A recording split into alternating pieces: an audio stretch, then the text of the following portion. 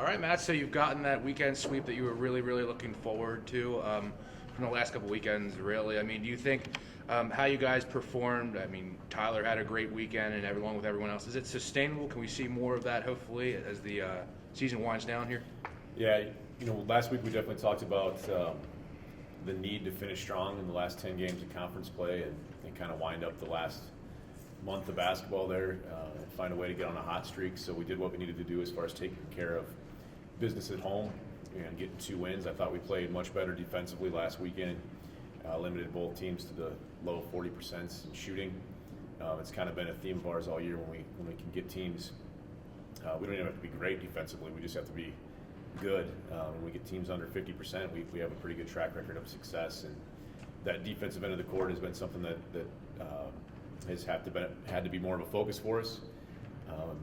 And I thought we took some steps forward this weekend,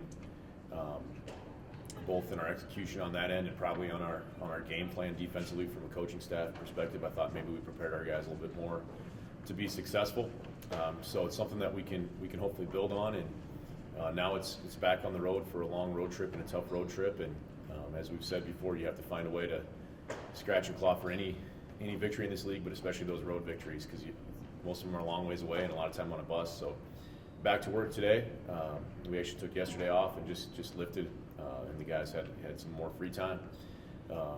Trying to keep our guys fresh here down the stretch. So back to work today and trying to figure out how to beat 2 teams that'll be pretty hard to beat on the road. Yeah. Okay. So you got that sweep, but then I guess another way to form that question would be now you get what would it take to take that show on the road? I suppose. I mean, what is the most difficult part of replicating the results that you got at the Dome versus going on the road? Yeah, I think the road and home splits in any league in college basketball, you can see that it's always harder to win on the road. It's no exception in our league. A lot of teams play a little bit better at home, and we've certainly kind of been in that category too, where we've taken care of business at home a little bit better than the road. So hopefully something to build on and some momentum building forward. But I think the main thing we have to take out of last weekend is that when we're good defensively, we can really put ourselves in a situation to win any basketball game. And play 2 teams that are a little bit different styles, but we'll kind of have a last game planning meeting today as a coaching staff and come up with a few things that we need to make sure that we do against both those teams and then specific to each team, because we've got to guard offensively. We've got a lot of guys that can make plays with the basketball, and that's kind of been our strength all year, and we've been pretty consistent on that end. Just the defensive intensity and the defensive focus has got to continue, and we've got to find a way with only 8 games remaining to kind of really lock in on that end. And again, it's anybody's conference right now. It's as balanced as it's been in a number of years. So the team that can get really hot down the stretch can make some noise as far as the standing goes, move up 2 or 3 spots hopefully. And I'd love that to be Minot State. That's for sure. Yeah. So like when you go to this coaches meeting later on, talking about game planning for specifically Upper Iowa and Winona, what's really going to jump out to you guys? I mean, what are you going to have to stop, and then what do you think you could have success with? Yeah, the big thing for us is going to be defending dribble penetration, keeping the ball out of the lane, and then really with both those teams, ball screen defense. So we've got to look at the best way to mix up our ball screen defense, both maybe from game to game or in game. I thought we had good coverage last weekend on ball screens. I thought we rotated as well as we have all year in that part of our defensive scheme last week. And I thought our guys really executed that well. So that'll be something that we'll address again today and get back to work on. And you try to be creative in how you're gonna defend. There's so many. The game of basketball now is so much ball screen based, and our league is no exception. So you have to try to be creative in how you're gonna defend those actions from team to team, or maybe even according to personnel.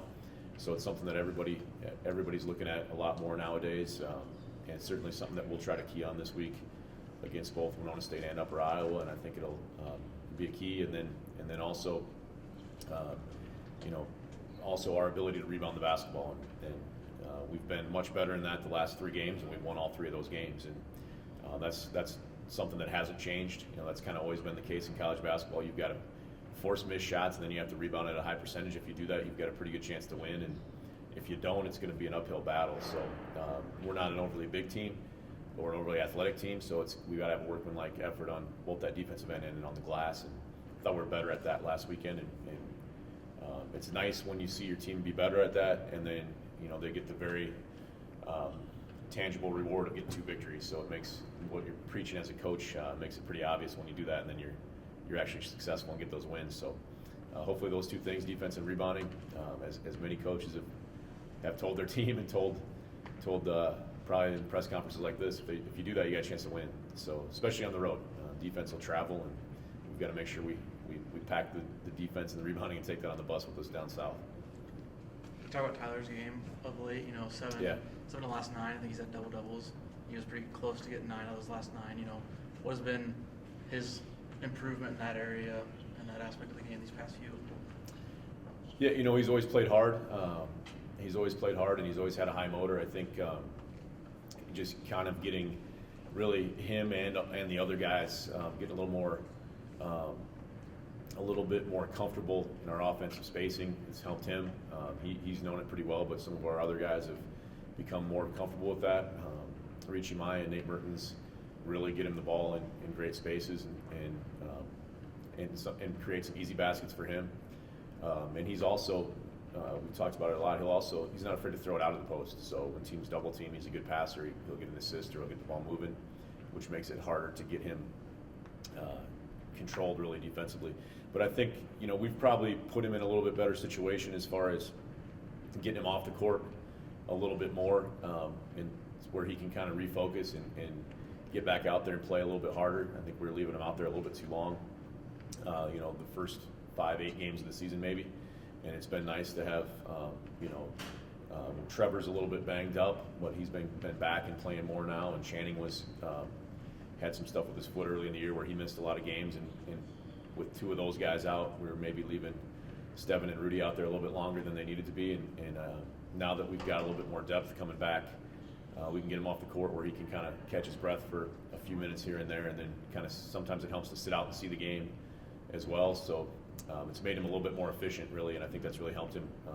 Some of those other guys stepping in and playing hard and playing well, and giving him a little breather now and then has really helped his efficiency and made him a better rebounder, and probably made him a little bit higher percentage scorer as well. So hopefully we can kind of continue to evolve as a team, and those other guys off the bench can continue to be successful and kind of feeling their way, because really Trevor and Channing are playing regularly now for the first time in their career, even though Channing's a senior and Trevor's a redshirt freshman. They're getting better each week, and that only makes things easier for everybody else. I know it's a 1 game at a time type of thing, but does the team have in the back of its head that they're fighting for that home court advantage in the first round of the NSIC playoffs? Yeah, I think any team right now is starting to be aware of the standings. The kids, everybody has the internet, everybody can click on the Northern Sun and see where he sits, and I think everybody starts doing that a little bit more as the season goes on. That's no secret, but I think our guys also understand that really the only thing that matters right now is that we win as many games as possible. And right now we've got to figure out a way. The way it's set up with us, you kind of break it into the weekends, and since they're back to back, so we've got a really tough weekend this week on the road, and we've been trying to figure out as a coaching staff the best way to get 2 wins. But we know that's going to be a real battle this week against 2 pretty good teams, and 2 teams that are probably a little bit better even at home than they are on the road. So, my job as a coach is to keep those guys focused on trying to win today at practice and trying to prepare to win today at practice. And I really like the maturity of our team. I like their mindset. I like the way they've approached the whole season, whether we win or lose. So, but at the end of the day, where we finish in the standings is going to come down to how we performed. And we won 2 games last weekend, and we moved up a little bit. And if you can keep winning consistently, obviously you're going to move up. And if you don't, obviously you're not. So we got to worry about us. And there's still 8 games left. It could be probably pretty much finish anywhere. So we got to focus on Minot State and focus on practice today, and focus on continuing to get better. Hopefully over the next month we can get hot. And like I said, said that last week and we won 2. You can't do any better than that. So hopefully we keep growing as a team, and I think we will.